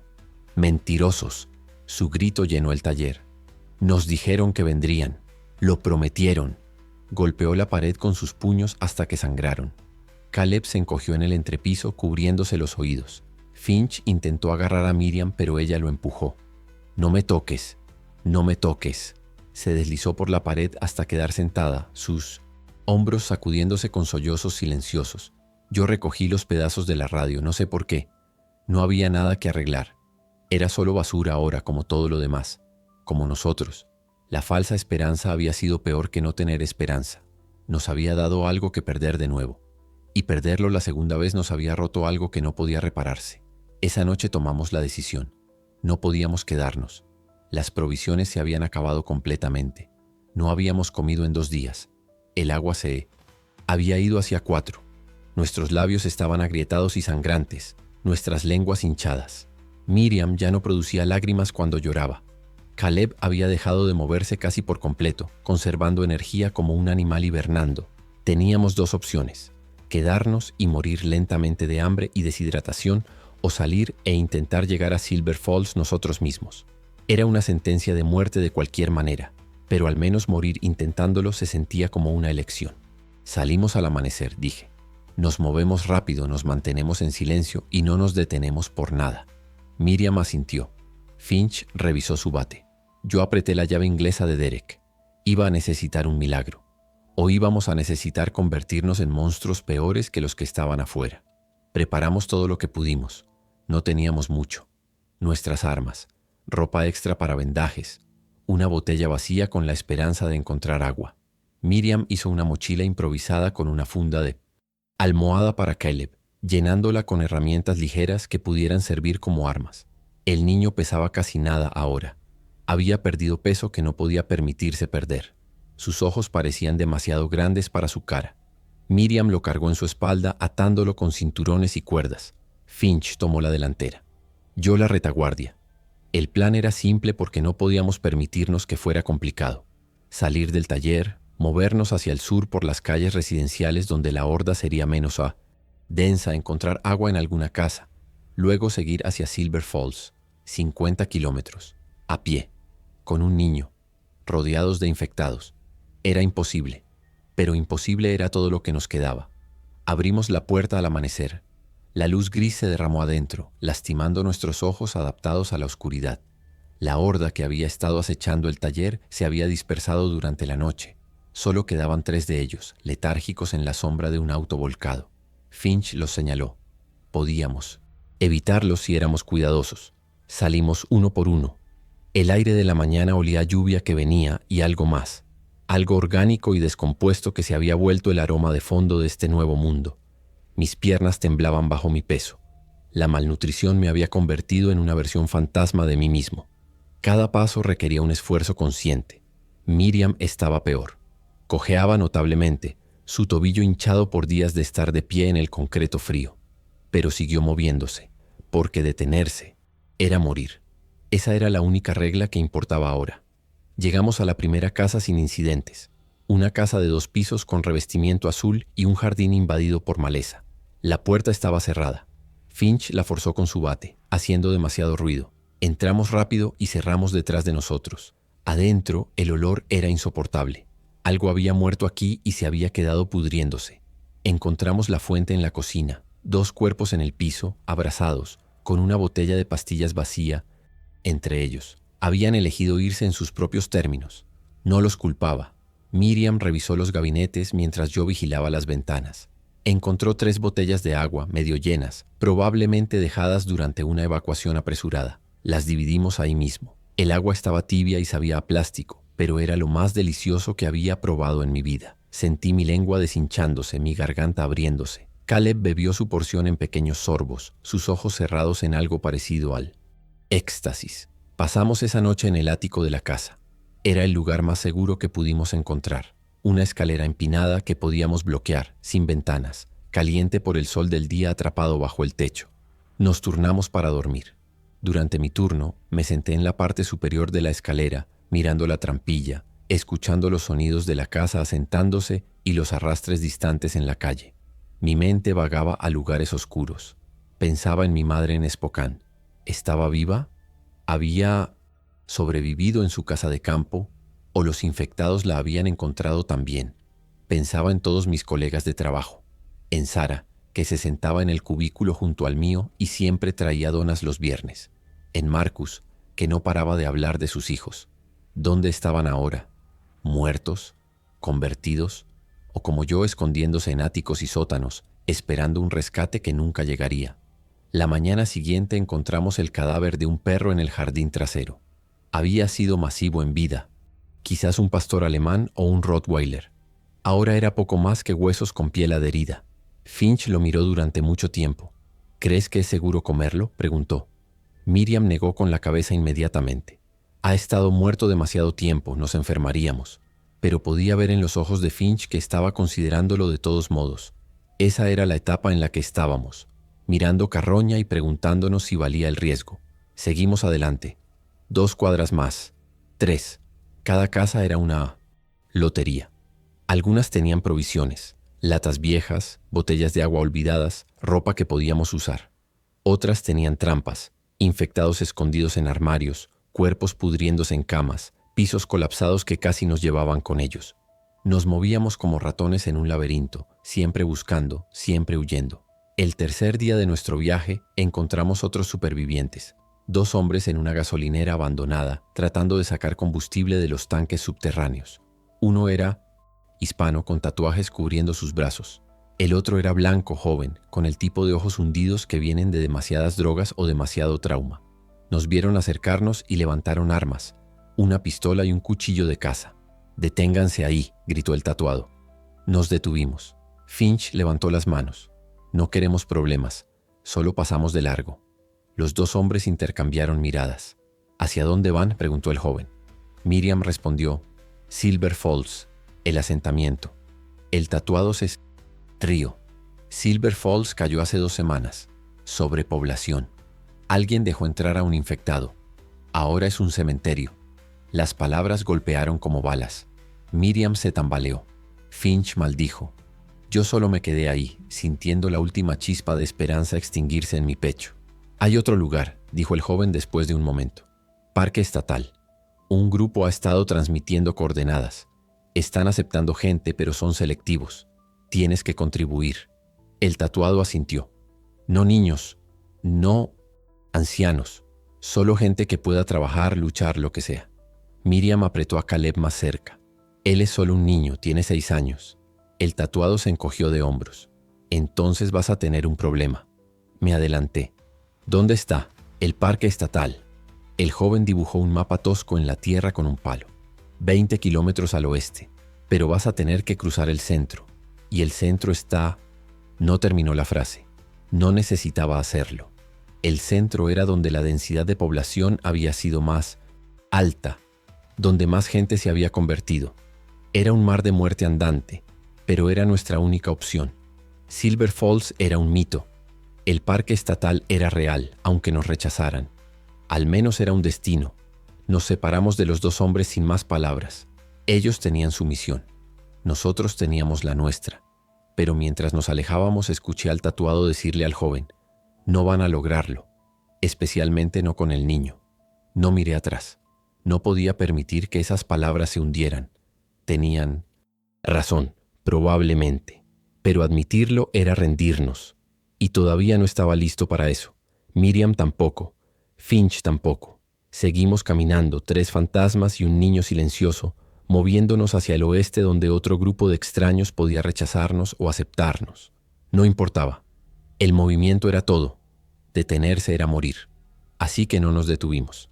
El camino al centro nos llevó a través de un suburbio desierto donde los árboles habían empezado a reclamar las calles. Las raíces rompían el asfalto. Las enredaderas cubrían las casas. En solo 3 semanas, la naturaleza estaba borrando todo rastro de que alguna vez habíamos estado aquí. Era hermoso de una manera horrible. Un recordatorio de que el mundo no nos necesitaba. Habíamos sido los invasores. Ahora la tierra estaba sanando de nuestra presencia. Caminamos en silencio, cada uno perdido en sus propios pensamientos. Caleb había vuelto a dormir en la espalda de Miriam, su cabeza rebotando con cada paso que ella daba. Finch arrastraba el pomellino. Bate. Yo apretaba la llave inglesa de Derek, y en algún lugar adelante el centro nos esperaba, lleno de miles de muertos que caminaban. No había forma de evitarlo. Solo había atravesarlo. Y si eso nos mataba, al menos moriríamos intentándolo. Nos detuvimos en el borde del distrito comercial cuando el sol empezaba a ponerse. Desde nuestra posición en el techo de un estacionamiento de 3 pisos, podíamos ver la extensión completa de la ciudad. Era un mar de sombras moviéndose lentamente entre los edificios. Miles de ellos, quizás decenas de miles, se movían en manadas, fluyendo por las calles como agua buscando nivel. El castañeo era un rugido constante, como una colmena gigante. Miriam se sentó pesadamente, su rostro gris. No podemos cruzar eso, susurró. Finch asintió. Es suicida. Tenemos que encontrar otra ruta. Pero no había otra ruta. Dar la vuelta agregaría días al viaje. Días que no teníamos. Días sin comida ni agua. Miré la masa de cuerpos abajo buscando algún patrón, alguna debilidad. Y entonces lo vi. Un edificio en el centro del distrito, alto de vidrio con un puente peatonal que conectaba al edificio vecino. Si pudiéramos llegar ahí, podríamos cruzar por arriba, por encima de la horda. El plan era simple en teoría. Cruzar la calle hasta el edificio de oficinas, subir por las escaleras de emergencia hasta el puente peatonal del 10º piso y usarlo para atravesar al otro edificio que tenía salida en la calle opuesta, más allá de la horda. En teoría. En Minot-Sintes, práctica significaba exponernos completamente mientras cruzábamos esos 50 metros de calle abierta. Miriam estudió el camino, mordiéndose el labio hasta que sangró. Necesitamos una distracción, dijo finalmente. Algo que los aleje de la entrada principal el tiempo suficiente para que entremos. Finch señaló un auto estacionado a media cuadra. Si puedo hacer que la alarma suene, irán hacia allá. Tendremos quizás 30 segundos. 30 segundos para cruzar 50 metros con Miriam, cargando a Caleb. Yo hice los cálculos en mi cabeza. Era posible, apenas, pero una vez que estuviéramos adentro no habría vuelta atrás. O cruzábamos, o moríamos intentándolo. Bajamos del estacionamiento justo cuando la luz del día empezaba a desvanecerse. La hora dorada se filtraba entre los edificios, pintando todo de naranja y rojo como si la ciudad entera estuviera en llamas. Finch se movió hacia el auto manteniéndose en las sombras. Miriam, Caleb y yo esperamos detrás de un contenedor de basura a 20 metros de la entrada del edificio. Podía ver a los infectados moviéndose en las sombras de la calle principal. Sus siluetas se mecían de lado a lado. El castañeo era un murmullo constante que hacía que mi piel se erizara. Miriam respiraba en jadeos cortos y controlados. Caleb tenía los ojos bien abiertos mirando fijamente la masa de cuerpos. No mostraba miedo. No mostraba nada. Ese vacío en sus ojos era más aterrador que cualquier grito. El niño había visto demasiado. Se había roto de formas que quizás nunca sanarían. Finch alcanzó el auto. Lo vi agacharse junto a la ventana del conductor. Usó la culata de su bate para romper el vidrio. El sonido fue como un disparo en el silencio. Inmediatamente las cabezas se giraron. El castañeo se intensificó. Finch metió la mano y tocó la bocina. Una vez, 2 veces, 3 veces. La alarma del auto estalló en vida, un chillido electrónico ensordecedor. La horda se movió como una sola entidad fluyendo hacia el sonido. Finch corrió, en dirección opuesta a nosotros, alejándolos más. Ahora, susurré. Miriam y yo salimos de nuestro escondite. Mis piernas quemaban con el esfuerzo. Cada músculo en mi cuerpo gritaba por descanso, por comida, por agua. Pero no me detuve. La entrada del edificio estaba a 30 metros. 20. 10. Detrás de nosotros la alarma seguía sonando. Luego se detuvo abruptamente. Mi sangre se congeló. Algo había hecho que Finch detuviera la alarma. O algo le había impedido seguir presionándola. Entramos al lobby del edificio y cerramos las puertas de vidrio detrás de nosotros. Afuera, la horda empezaba a dispersarse, confundida por el cese del sonido. Algunos se quedaron cerca del auto. Otros empezaron a vagar de regreso. No había señal de Finch. Tenemos que seguir, dije, aunque mi garganta apenas podía formar las palabras. Miriam asintió, sus ojos brillantes con lágrimas no derramadas. Cruzamos el lobby en penumbra. Nuestros zapatos crujiendo sobre vidrio roto. El edificio olía a humedad y abandono. Papeles cubrían el piso como nieve sucia.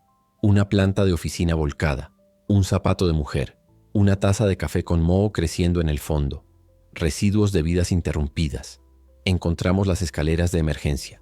La puerta estaba entreabierta. Empezamos a subir. Mis piernas temblaban en el segundo piso. Para el quinto tuve que descansar. Miriam seguía adelante, impulsada por pura determinación maternal. Caleb miraba hacia atrás hacia mí con esos ojos vacíos. Finalmente me obligué a seguir. 10 pisos parecían 1000. El puente peatonal estaba en el 10º piso, exactamente como había visto desde el estacionamiento. Era un túnel de vidrio suspendido entre 2 edificios, ofreciendo una vista panorámica de la ciudad muerta abajo. El piso estaba cubierto de polvo y hojas que habían entrado por una ventana rota. Miriam dio un paso vacilante en el puente. El vidrio crujió bajo su peso. ¿Crees que aguante?, preguntó. No tenía respuesta, pero tampoco teníamos opción.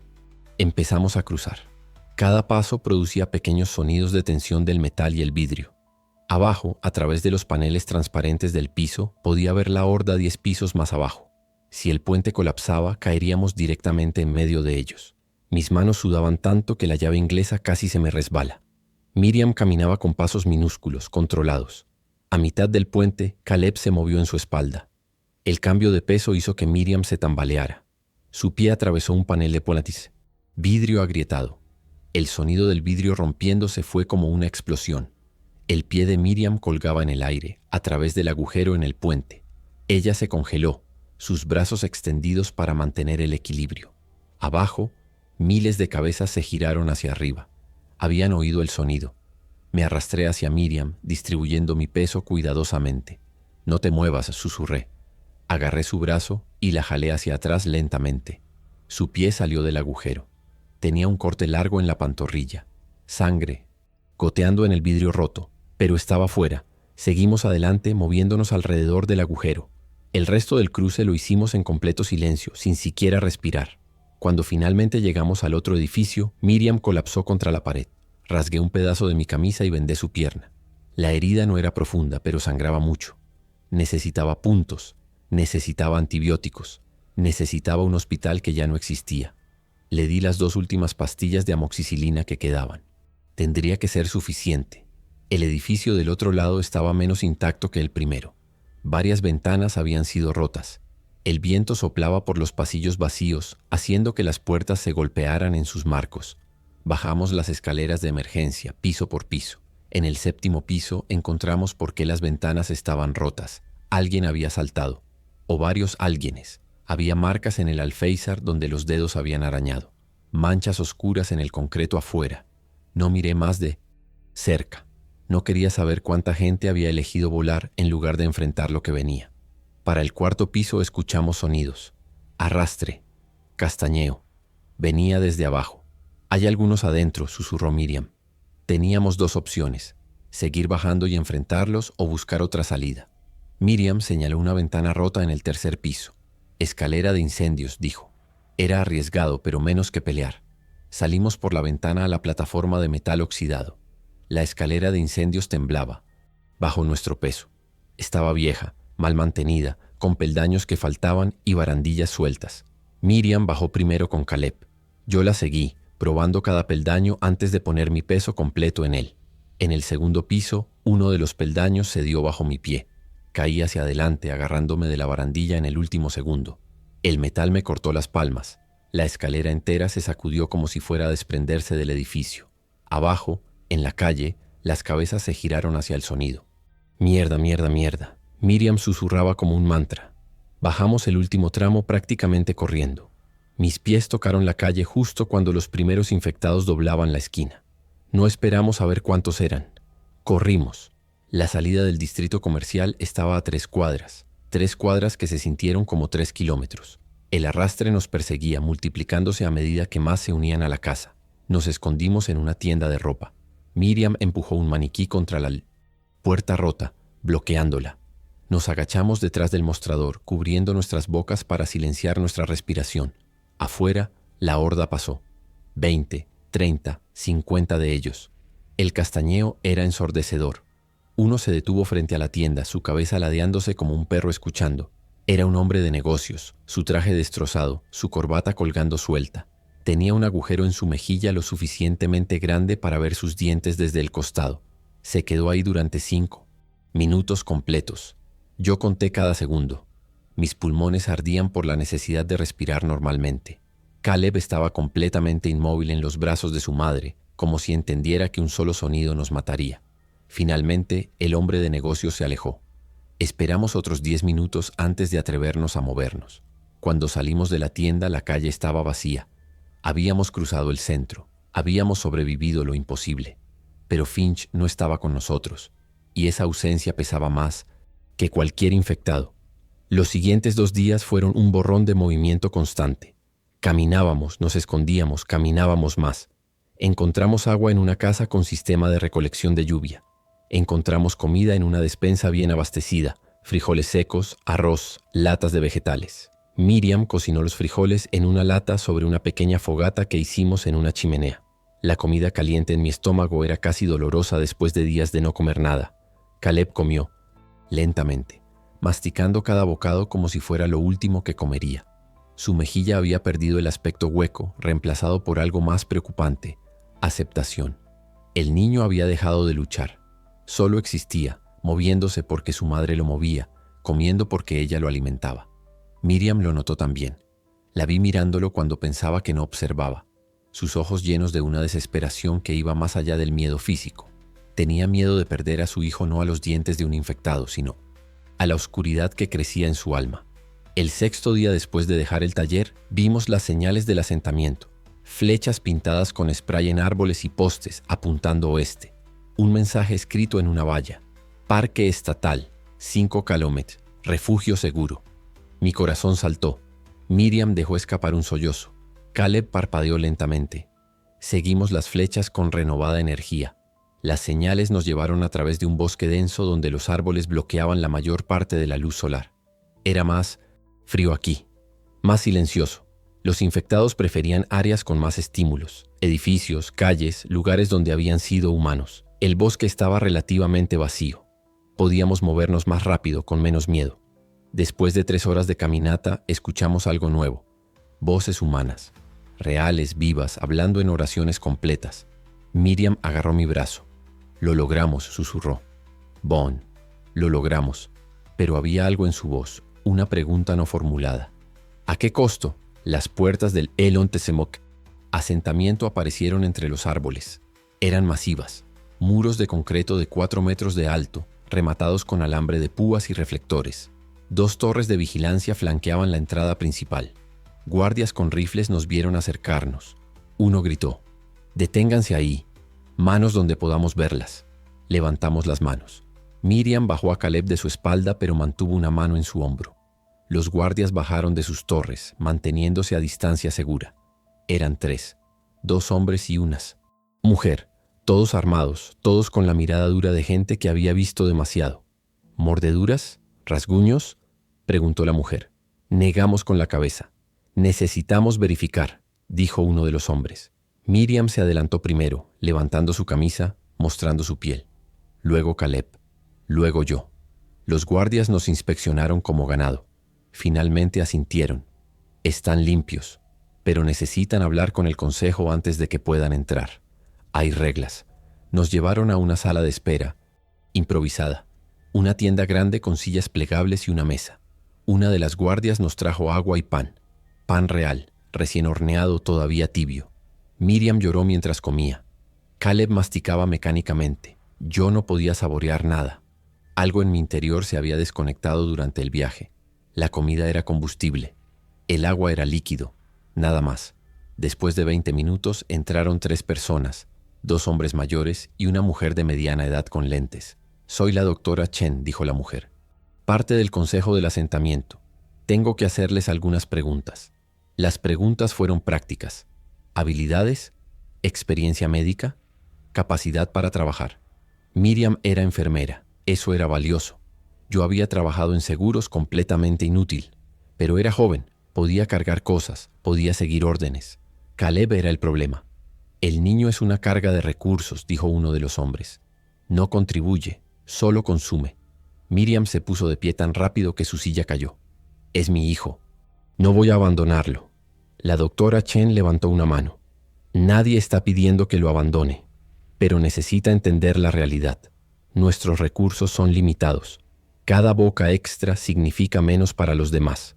Si se queda, usted y el niño recibirán raciones reducidas y tendrá que trabajar el doble para compensar». Miriam asintió sin dudar. «Lo que sea. Haré lo que sea». Me preguntaron si estaba con ellos o solo había estado viajando juntos. Miriam me miró esperando.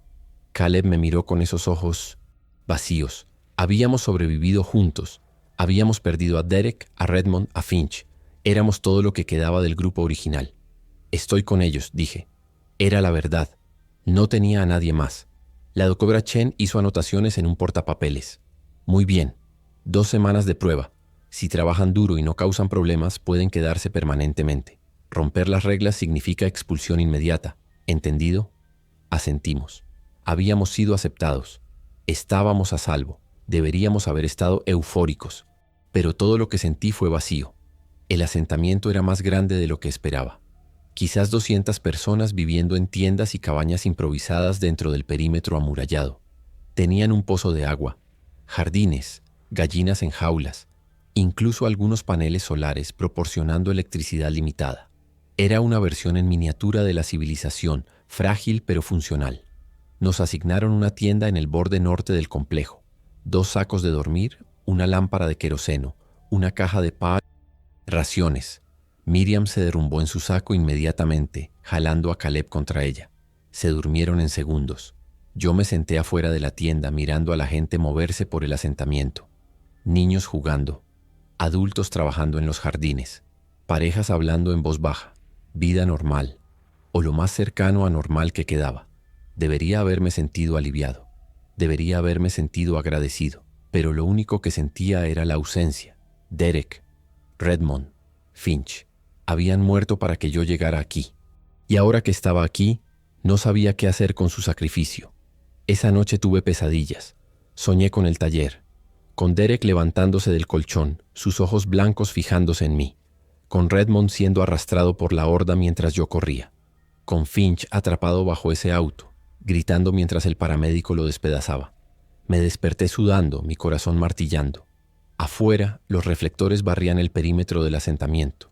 Escuché el arrastre distante más allá de los muros. Los infectados se reunían allá afuera cada noche, atraídos por el sonido y la luz. Los muros los mantenían fuera, pero también nos mantenían dentro. Estábamos en una jaula más grande, pero seguía siendo una jaula. Me senté afuera hasta el amanecer, observando los árboles oscuros más allá de las paredes, preguntándome si esto era realmente mejor que morir en el taller. Al menos ahí había tenido un propósito: sobrevivir. Ahora que estaba a salvo no sabía qué quedaba. Los días en el asentamiento se fundían uno con otro. Trabajaba en los jardines, cavando tierra, plantando semillas que quizás crecerían si teníamos suerte. Miriam trabajaba en la enfermería improvisada, atendiendo a los enfermos y heridos. Caleb se sentaba fuera de nuestra tienda durante horas, dibujando en la tierra con un palo. Los otros niños intentaron incluirlo en sus juegos al principio. Él los ignoraba. Eventualmente dejaron de intentarlo. El niño existía en su propio mundo, uno donde nada de esto era real, donde su padre todavía estaba vivo y el mundo no se había terminado. Yo lo entendía. Yo también había empezado a sentir eso. La sensación de estar separado de todo, mirando la vida a través de un vidrio grueso que amortiguaba todo el sonido y el color. Comía porque tenía que comer. Dormía porque tenía que dormir. Pero no sentía nada. El hombre que había sido Von Kellerman, que se preocupaba por evaluaciones de desempeño y llamaba a su madre los domingos, estaba muerto. Yo era solo un cascarón andante usando su nombre. Una noche, 3 semanas después de llegar, Miriam vino a sentarse conmigo afuera de la tienda. ¿No puedes dormir?, preguntó. Negué con la cabeza. Ella suspiró abrazando sus rodillas. Yo tampoco. Cada vez que cierro los ojos veo el refugio de la escuela. Veo a Marcus. Marcus, el novio que Caleb había visto morir. Lo dejé, dijo en voz baja. Cuando los infectados rompieron las puertas, agarré a Caleb y corrí.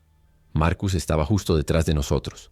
Tropezó, cayó, miró hacia atrás y me vio seguir corriendo. Y no me detuve. No intenté ayudarlo. Solo corrí. Sus lágrimas brillaban en la luz del reflector. ¿Eso me hace un monstruo? Pensé en Redmond empujando al infectado para darnos tiempo. En Finch quedándose atrás con la alarma del auto.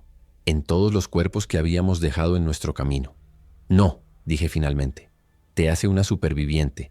Los monstruos están afuera de los muros. Nosotros solo somos lo que tuvimos que volvernos para llegar aquí. Pero esa respuesta no me consoló. Y tampoco la consoló a ella. La verdad era que habíamos cruzado líneas que nunca pensamos que cruzaríamos. Habíamos dejado gente atrás. Habíamos usado su muerte para comprar nuestras vidas. Eso era supervivencia, sí. Pero también era monstruoso. Las dos cosas podían ser verdad al mismo tiempo. Y esa dualidad era lo que me estaba destrozando. Cada noche me sentaba fuera de la tienda y me miraba las manos. Todavía podía sentir el peso de la llave inglesa de Derek. Todavía podía sentir la resistencia de su cráneo cuando la golpeé. Todavía podía escuchar el sonido húmedo que hizo. Esos sonidos nunca se irían. Vivirían en mi cabeza para siempre, reproduciéndose en loop cada vez que bajaba la guardia. Derek, Redmond, Finch, Rajesh, los Kelby, todos los demás que había visto morir o que había dejado morir. Eran fantasmas ahora. Y yo estaba obsesionado por ellos. Un mes en el asentamiento hubo un incidente. Un infectado logró trepar el muro durante una tormenta cuando los guardias estaban distraídos. Mató a 2 personas antes de que alguien pudiera detenerlo. El asentamiento entró en pánico. Hubo gritos sobre mejorar la seguridad, sobre expulsar a cualquiera que no pudiera contribuir a la defensa. El consejo llamó una reunión. La doctora Chen habló sobre mantener la calma, sobre trabajar juntos, pero podía ver el miedo en los ojos de todos. Un infectado había entrado. ¿Qué impedía que entraran 100? ¿1000? Los muros eran ilusión de seguridad, no una garantía. Cualquier cosa construida por humanos podía ser destruida por humanos, o por lo que quedaba de ellos. Miriam me agarró la mano durante la reunión. Sus dedos estaban helados. ¿Qué hacemos si esto cae como Silver Falls?, susurró. No tenía respuesta. Si el asentamiento caía, no había otro lugar a donde ir. Este era el último refugio. Después de esto solo quedaba el salvajismo. Correr y esconderse hasta que los infectados o el hambre nos alcanzaran. Esa noche volví a grabar. Las cámara de video que había encontrado entre las provisiones del asentamiento. Alguien la había abandonado, su batería casi muerta pero todavía funcional. La configuré en la tienda vacía de almacenamiento donde sabía que nadie me molestaría. Presioné grabar y miré el lente. Aquí, Von Kellerman, empecé. Las palabras se sintieron extrañas en mi boca. Si alguien encuentra esto, me detuve. ¿Qué estaba tratando de decir? ¿Qué lección había aprendido que valiera la pena compartir? Que el mundo era cruel, que la supervivencia requería que te convirtieras en algo que no reconocías, que estar vivo no era lo mismo que vivir. Miré mis manos en el encuadre, las manchas oscuras bajo las uñas que nunca se habían limpiado completamente, las cicatrices en las palmas, las manos de un asesino, las manos de un superviviente. No había diferencia. Solo quiero que sepas, dije finalmente a la cámara, que no vale la pena. Lo que tengas que hacer para sobrevivir te va a costar más de lo que ganas. 2 meses en el asentamiento, Caleb habló por primera vez. Una sola palabra. Papá. Miriam estaba preparando el desayuno cuando lo escuchó. Dejó caer el plato que estaba sosteniendo. Se arrodilló frente a su hijo tomando su cara entre sus manos. ¿Qué dijiste, bebé? Caleb la miró con esos ojos que finalmente tenían algo en ellos, algo más que vacío. Papá, repitió. ¿Dónde está papá? Miriam se derrumbó. Los sollozos la sacudieron tan violentamente que pensé que se rompería. Papá se fue, logró decir entre lágrimas. Papá se fue para que tú pudieras estar a salvo. Caleb asintió lentamente como si entendiera. Luego volvió a su silencio. No habló de nuevo durante semanas, pero esa única palabra había roto algo en Miriam. La vi cambiar después de eso. La determinación férrea que la había mantenido avanzando empezó a agrietarse. Empezó a preguntarse si valía la pena, si mantener a Caleb vivo en este mundo roto era realmente amable o solo crueldad prolongada. 3 meses. Después me senté con la radio que había sido de Redmond. Alguien en el asentamiento la había reparado, reemplazando las partes rotas. Giraba el dial ocasionalmente, escuchando estática, buscando otras voces. La mayoría de las noches no había nada, pero esta noche captó algo. Una transmisión débil interrumpida por interferencias. Costa oeste, cuarentena total. No intenten, repito, no intenten. Luego se cortó. Intenté recuperar la señal, pero se había ido. ¿Qué significaba? Que habían contenido el brote en algún lugar, que estaban bombardeando ciudades infectadas, o que el gobierno, lo que quedaba de él, había decidido que éramos pérdidas aceptables. No importaba realmente. Estábamos solos. Siempre habíamos estado solos. El resto del mundo, si todavía existía, nos había olvidado. Éramos fantasmas viviendo en un cementerio, fingiendo que las pequeñas rutinas de plantar semillas y hacer guardia significaban algo más que retrasar lo inevitable. Hoy, 4 meses después de llegar al asentamiento, me senté en el muro y miré a los niños jugar abajo. Gritaban y reían, jugando a las atrapadas alrededor de las tiendas. Caleb no estaba con ellos. Nunca lo estaba. Pero los otros niños se habían adaptado. Habían encontrado la forma de ser niños incluso en este lugar. Yo los envidiaba. Su capacidad de olvidar, de adaptarse, de encontrar alegría en las grietas del horror. Yo había perdido eso. Quizás nunca lo tuve. Miriam salió de la enfermería y me vio en el muro. Levantó la mano en saludo. Yo le devolví el gesto. Éramos amigos ahora, creo, unidos por trauma compartido, pero había una distancia entre nosotros que nunca se cerraría. Ella todavía tenía a Caleb, todavía tenía un propósito. Yo no tenía nada excepto el peso de los muertos en mi espalda. Derek, Redmond, Finch, todos los que habíamos dejado atrás, eran mi única compañía ahora. Me miro las manos mientras grabo esto. Las cicatrices han sanado en su mayoría, dejando líneas blancas en mi piel que parecen mapas de un territorio que no quiero recordar. Estas manos han sostenido una llave inglesa manchada de sangre. Han cerrado puertas dejando gente del otro lado para morir. Han empujado y trepado y luchado para mantenerme vivo. Y ahora no hacen nada excepto cavar tierra y cargar agua. Trabajo manual sin sentido en un mundo sin futuro. Los guardias dicen que el asentamiento es seguro, que los muros aguantarán, que estamos construyendo algo que durará. Pero yo he visto cómo cae la civilización. He visto lo rápido que todo se desmorona. Los muros caerán, quizás en un mes, quizás en un año, pero caerán. Y cuando lo hagan, correré de nuevo, me esconderé de nuevo, sobreviviré de nuevo, porque eso es lo único que sé hacer ahora, sobrevivir, incluso cuando no quiero hacerlo. A veces pienso en el señor Kelby en su jardín, con la sangre de su esposa en sus dientes. Me pregunto si hubo un momento, justo antes de que el virus tomara completamente el control, cuando todavía era humano, en algún lugar profundo, cuando se dio cuenta de lo que estaba haciendo pero no podía detenerse. Me pregunto si ese es el verdadero horror. No convertirse en monstruo, sino darte cuenta de que te has convertido en uno y seguir viviendo de todos modos. Porque eso es lo que soy ahora. Un monstruo con forma humana. He matado. He abandonado gente. He elegido mi vida sobre las de otros una y otra vez. Y la cosa más aterradora es que lo haría de nuevo. Si tuviera que elegir entre salvar a un extraño o salvarme a mí mismo, me elegiría a mí, cada vez. Esa es la cicatriz que este mundo me ha dejado. No en mi piel, sino en mi alma. Miriam dice que la culpa significa que todavía soy humano, que los verdaderos monstruos no sienten nada, pero no estoy seguro de que tenga razón.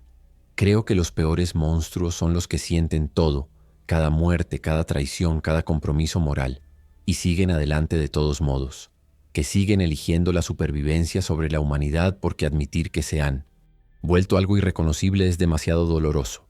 Así que finjo, cavo en los jardines, como mis raciones, duermo en mi saco, hablo con la gente, pero soy un actor representando el papel de un ser humano. Por dentro estoy vacío. El hombre que era Von Kellerman murió en algún lugar entre el taller de Derek y estas paredes. Tal vez cuando aplasté el cráneo de Derek. Tal vez cuando vi a Redmond ser devorado. Tal vez fue un proceso gradual, muriendo un poco cada día hasta que no quedó nada. Caleb me mira a veces con esos ojos viejos en su cara joven. Creo que él entiende. Creo que él puede ver que soy un fantasma, igual que él. Dos muertos vivientes entre los vivos. Miriam todavía tiene esperanza. Todavía cree que llegarán tiempos mejores, que el mundo sanará, que sus hijos crecerá y tendrá una vida. No tengo el corazón para decirle la verdad, que no hay tiempos mejores viniendo. Este es el mundo ahora. Los muertos cazan a los vivos y los vivos se convierten en muertos de una forma u otra. Algunos físicamente, cuando los dientes encuentran carne. Otros, lentamente, cuando el peso de lo que han hecho para sobrevivir aplasta todo lo que alguna vez fueron. Yo soy del segundo tipo, y no hay cura para eso. No hay antibiótico que pueda sanar un alma muerta. Si estás viendo esto, quien seas, lo único que puedo decirte es, no hagas lo que yo hice. Si llega tu momento de elegir entre tu vida y tu humanidad, elige tu humanidad. Morir siendo quien eres es mejor que vivir como un fantasma de quien fuiste, porque puedo decirte por experiencia, esto no es vivir, esto es solo continuar, un pie frente al otro, día tras día, sin propósito excepto ver el siguiente amanecer. Y ese amanecer viene con más peso, más recuerdos, más fantasmas, hasta que un día el peso es demasiado y decides que escalar esos muros y dejar que la horda te tome sería más fácil que seguir cargándolo. Todavía no he llegado a ese punto, pero puedo verlo en el horizonte, un alivio oscuro esperándome, cuando finalmente me rinda, cuando admita que sobrevivir no valió lo que pagué por ello. Los niños están jugando afuera de nuevo. Puedo escuchar sus risas. Caleb está sentado solo dibujando en la tierra. Miriam está trabajando en la enfermería. Los guardias patrullan los muros. La vida continúa, o lo que pasa por vida ahora. Y yo estoy aquí, grabando esto, tratando de dejar algo detrás que explique lo que pasó. Pero no hay explicación, no hay lección, solo la verdad fea. El mundo terminó y algunos de nosotros sobrevivimos. Y sobrevivir no nos hizo héroes, solo nos hizo testigos de nuestro propio descenso a algo menos que humano. Derek tenía razón sobre todo. El búnker se convirtió en tumba. El refugio se convirtió en prisión. La supervivencia se convirtió en tortura. Y yo me convertí en esto, lo que sea que esto es. Un hombre sin alma mirando un mundo sin futuro, preguntándose por qué todavía está respirando cuando todas las personas que valían algo están muertas. Así que aquí está mi última transmisión, mi último testimonio. Si los muros caen mañana, si la horda entra y me encuentra, no voy a correr. Estoy cansado de correr. Estoy cansado de sobrevivir. Estoy cansado de ser esta cosa hueca que usa el nombre de Von Kellerman. Tal vez es hora de dejar de ser un fantasma y simplemente dejar de ser. Pero probablemente no haré eso tampoco, porque el instinto de supervivencia es más fuerte que el deseo de paz. Cuando vengan los dientes correré, lucharé, viviré otro día, porque eso es lo que los monstruos hacen, sobreviven. Y yo me he convertido en el tipo de monstruo que sobrevive sin importar el costo, sin importar quién tiene que morir para que yo pueda seguir respirando. Ese es mi pecado. Esa es mi cicatriz. Y la llevaré hasta que finalmente, inevitablemente, los muertos me alcancen y hagan de mí uno de ellos. Entonces al menos no tendré que recordar más. No tendré que cargar más fantasmas. Seré solo otro cuerpo arrastrándose en la oscuridad sin el pasado, sin futuro, sin culpa. Tal vez eso sea paz. No lo sé. Pero pronto lo averiguaré. Todos lo haremos.